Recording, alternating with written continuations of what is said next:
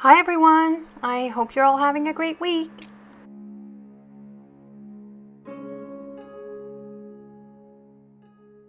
This week I'm going to experiment and try something I haven't done here on YouTube yet. And I'm not really sure how it's going to go, but I'm going to trust my instincts and I'm just going to let it flow and see what happens.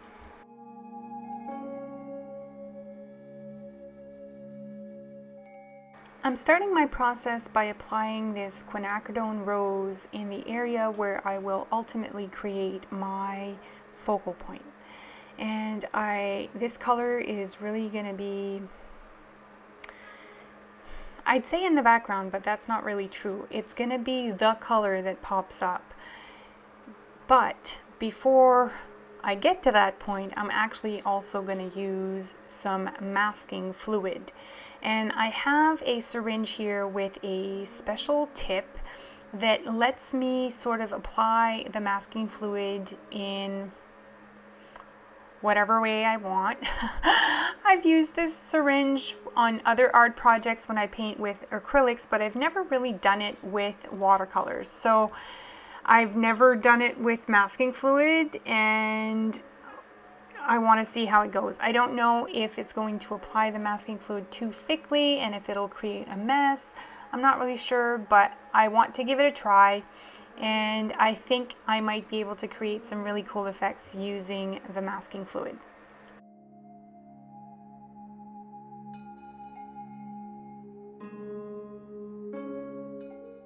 One of the reasons I am choosing to use this syringe with the masking fluid instead of using a brush is that it will not ruin the syringe. When I have used masking fluid in the past, especially when I use it with brushes, no matter how much I try to wash the masking fluid off, it never seems to come off quite so easily. But when I'm using it with a syringe, I can apply it and then rinse the syringe and the tip pretty easily, and the syringe and the tip are not messed up, and I don't ruin any of my expensive brushes. So that's the reason why I did it. I wasn't really 100% sure what I was going to do with the squiggles. I think I went a little bit overboard with them, but luckily we are using watercolors, so I'll be able to cover anything that I'm not too happy with. So before I move on to removing the masking fluid, and I should really point out right now that before applying any paint over the masking fluid, of course, it's very, very important to let it dry. And so my masking fluid's been sitting for a while, and it's completely dry to the touch now, and I can come back in with some paint. And I'm going to start to add more paint to create my background. And I sort of in hindsight wish that I had maybe used the quinacridone rose over the entire background instead of creating this sort of blob of color. But watercolor being watercolor, it's fantastic because it's not, you can always work to fix whatever, I think anyway. And in this case, when I'm applying the colors that I'm using, watercolors are also transparent for the most part, and so whatever is underneath is also going to show through. So I'm not 100% sure I like that blob of quinacridone rose at this point, but as I'm adding my colors, I'll see if I can make it work in a way that I like better. And if not, there's always some tricks that I can use to improve what I consider to be, well, not really a mistake, but an experiment, maybe not gone exactly the way I wanted it to go.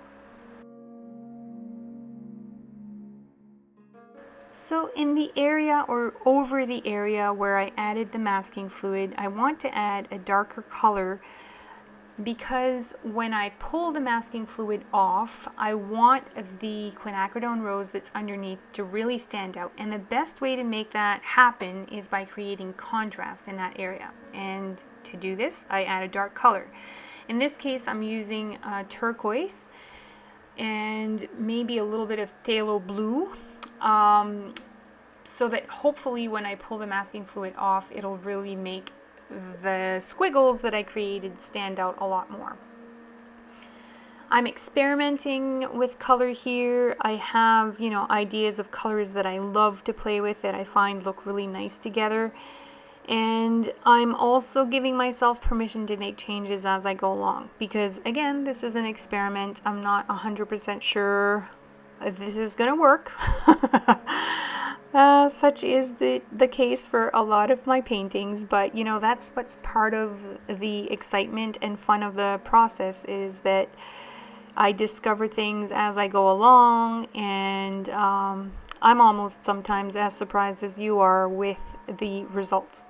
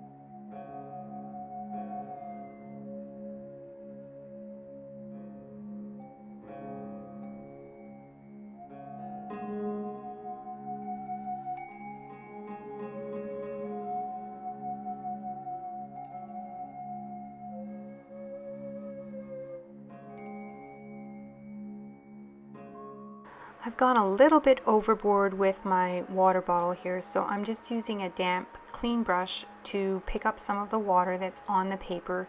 And in doing so, I'm also going to pick up some of the pigment, and I'll leave pigment in the areas where I want to leave it, and then I'll use my brush to sort of try to absorb some of the pigment in the areas where I feel I need to lighten things up a little bit.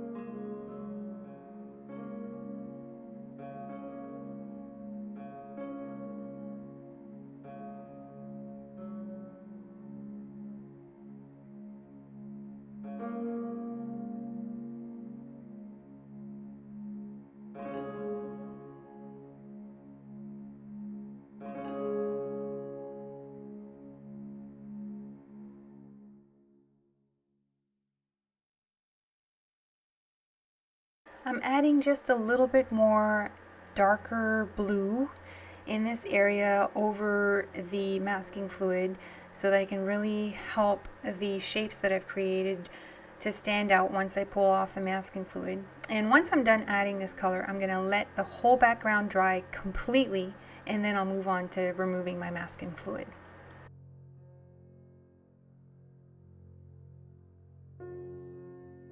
There are a number of different ways that we can use to remove the masking fluid. I personally prefer to just go at it with my fingers, but you can use a piece of tissue, or an eraser can also work quite well. I find it just as easy to use my finger, because as soon as I rub my finger across the masking fluid, it lifts, and then I can just pull it from the paper. And it's really quite an easy process.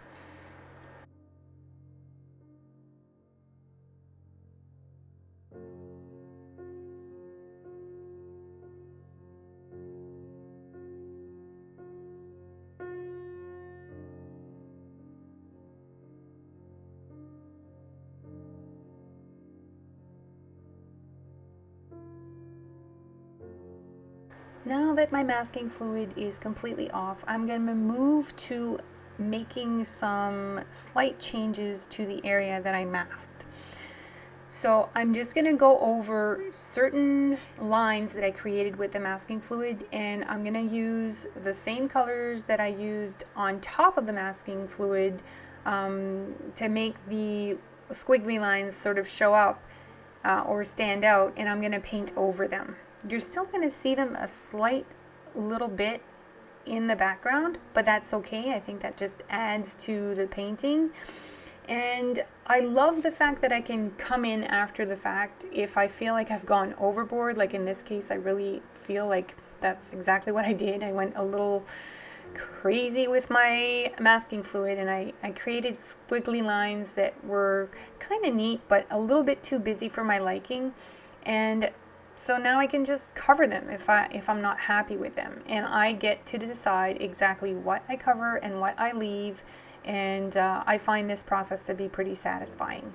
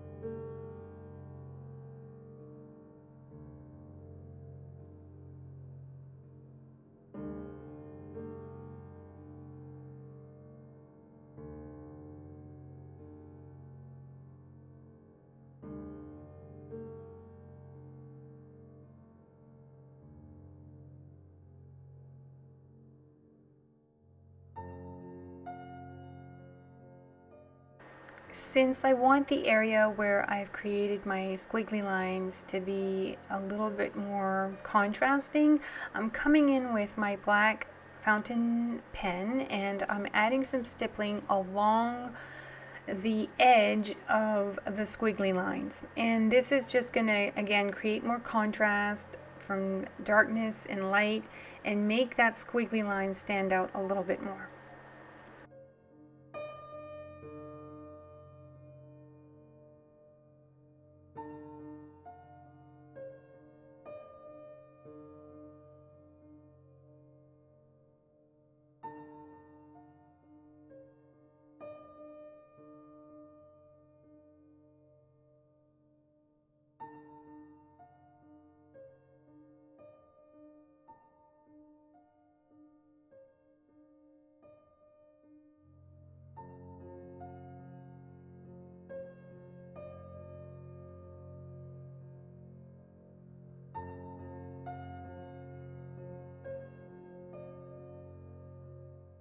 Creating stippling along the contour of these lines, of course, can take a lot of time. I don't get too bothered by that because the process of stippling for me is a very relaxing one. It's very repetitive, there's not a whole lot of thought that needs to go into it. And in many ways, I find it very meditative, and that contributes to making my painting process more relaxing.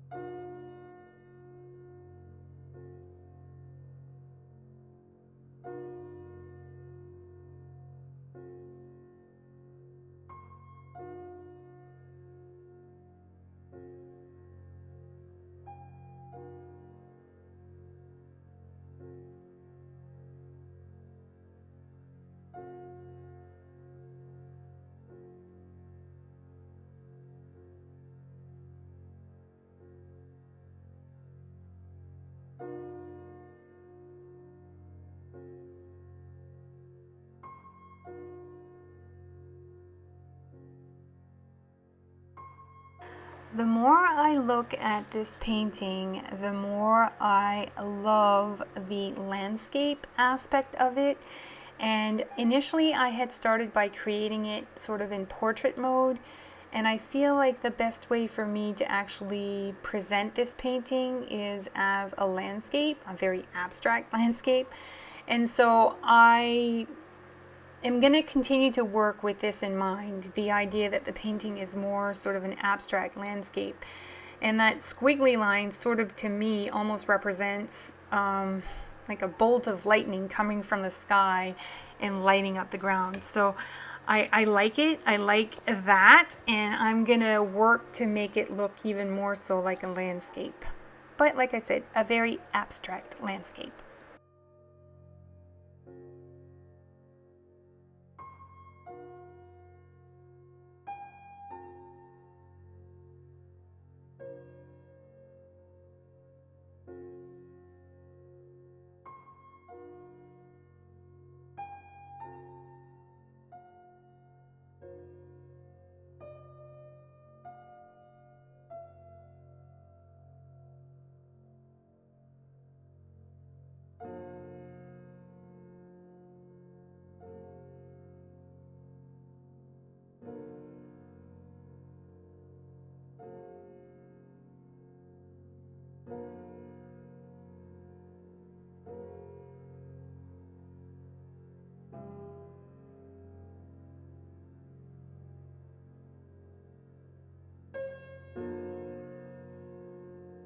It's been a while since I felt compelled to pull out my white pen to work on details in a painting, and this seems like the perfect painting to do so because the colors in the background are quite dark and I need to create more contrast, or I want to create more contrast in the painting, and so using my white pen will help with this. One thing I like about the ink in this pen, and for some of you this may not be something you like, I like that when I paint over dark colors, usually, for the most part, not always, the paint seems, the ink in my pen seems to sort of blend a little bit with the paint in the background, and so it's not a very stark white, but it's almost like it's creating details in the same color as the background, but just a little bit lighter because the watercolor is bleeding into the ink. I like this.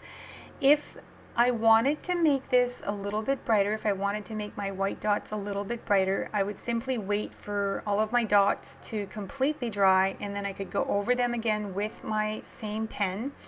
Or I could start off by just using gesso with my dotting tool, and I could create the same thing, and the gesso would probably be a little bit brighter. Now, being the fact that watercolors are soluble and that they are not permanent, even when they're dry, they will still bleed into something else. If you put water over them, you can sometimes even lift some of the watercolor. Even with gesso, sometimes it won't be as bright as I sometimes like it to be. So when that's the case, I just go over it again. I've actually decided now to pull out my gesso, and I am diluting it with some water, and what I'm going to do is I'm going to work on toning down the top area of the painting where there's this big blob of purple, you know, the quinacridone rose mixed with the blue. It's this big purple blob, and it wasn't really sitting well with me, so I wanted to do something to sort of switch things around. And so I'm using this very diluted gesso on top of the paint, and as you can see, it's lifting some of the color from the paper, which is perfect because that's what I want to do. I don't want to create a big white spot. I want to have some color in the painting still.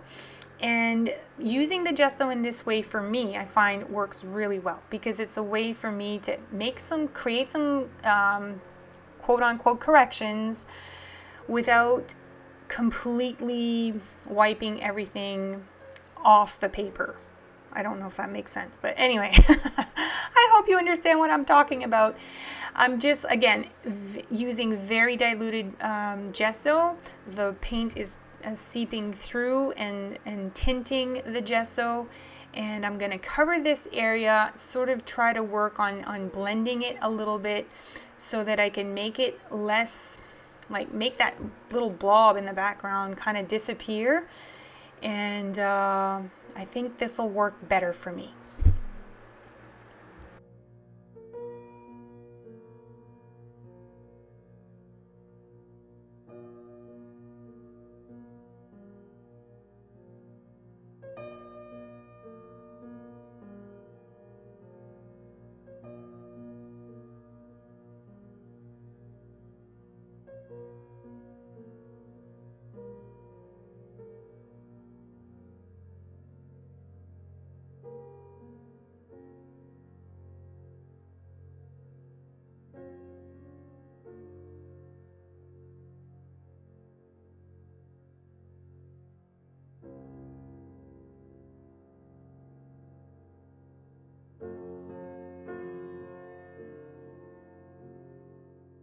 While the gesso is still wet, I can come in with a damp, clean brush and I can go over the area where there's a little bit more of a separation in the line, and I can sort of soften that line a little bit. But I'm not too worried about making it blend completely because I'm going to come back in with my white pen and I'm going to disguise this area, if you will, by adding some more white dots.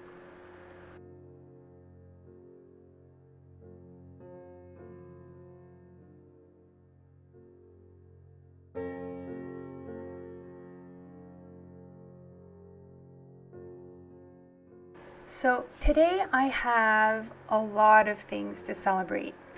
For one, today is my birthday. I am 51 years old and I have so much to be thankful for. I am very blessed to have so many people in my life who are loving and supportive of me. I am doing something that I really love and really feel that I'm following my purpose in this life. And just yesterday, I got news from my doctor that the tests I recently had done turned out to be normal. So that means that there wasn't anything serious going on with my heart, and so I'm super happy about that. And even though I don't really have answers as to what it was that was going on, at least I know it's not something serious that I need to worry about. So to me, that's excellent news and just another reason to celebrate. So it's my birthday. I'm happy to be able to celebrate it with my husband and my little Garu, and to celebrate it with you too, because I'm able to post on my birthday and to tell you all how much I appreciate having you in my life. And even though we've never met, I say it a lot, I feel like I have a lot of friends here on YouTube, and it means a lot to me that we can connect every week like this. So happy birthday to me, and thank you for celebrating it with me.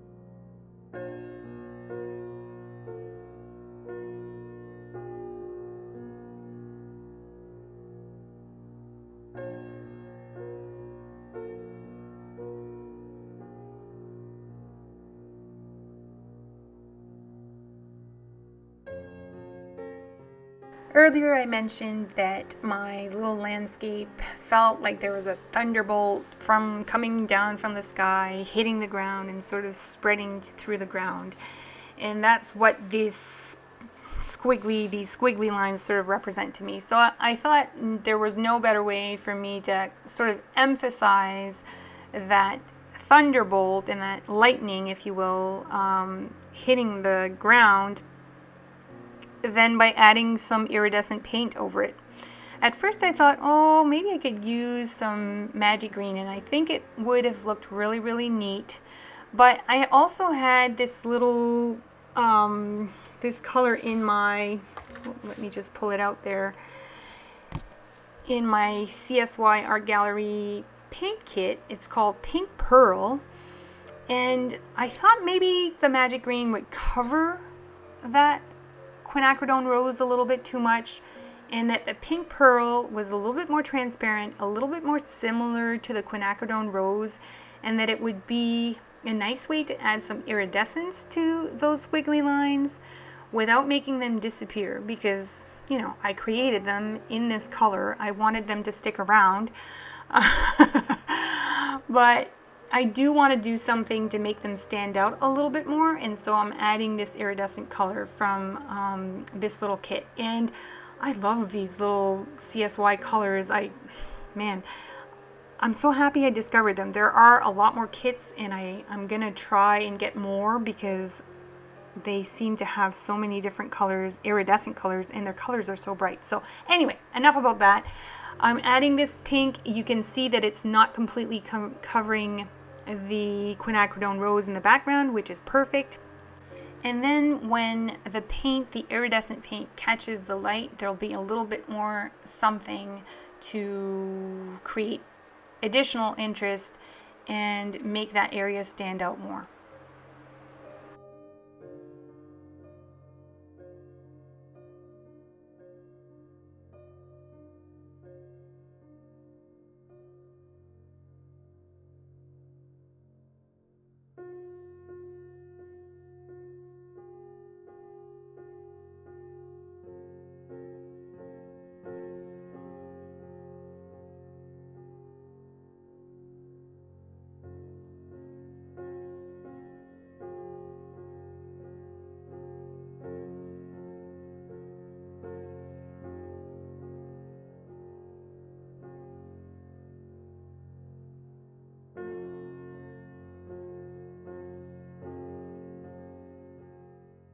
I'm feeling ready to say this little experiment is complete, and so I'm pulling off my tape, and I will pull my camera in a little bit closer so you can have a better view of all the details that I've created in the painting.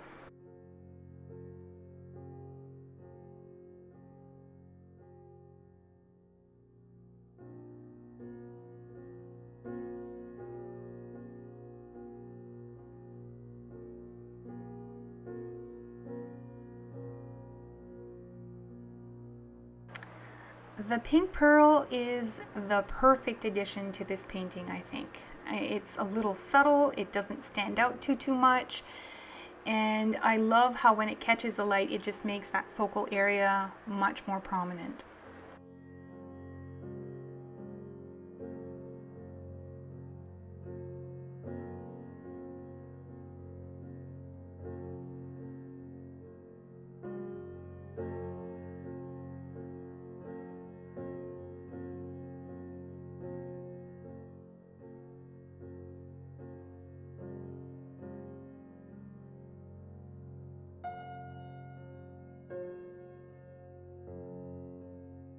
I really love how this little experimental painting turned out, and I think it was the perfect way for me to celebrate my birthday.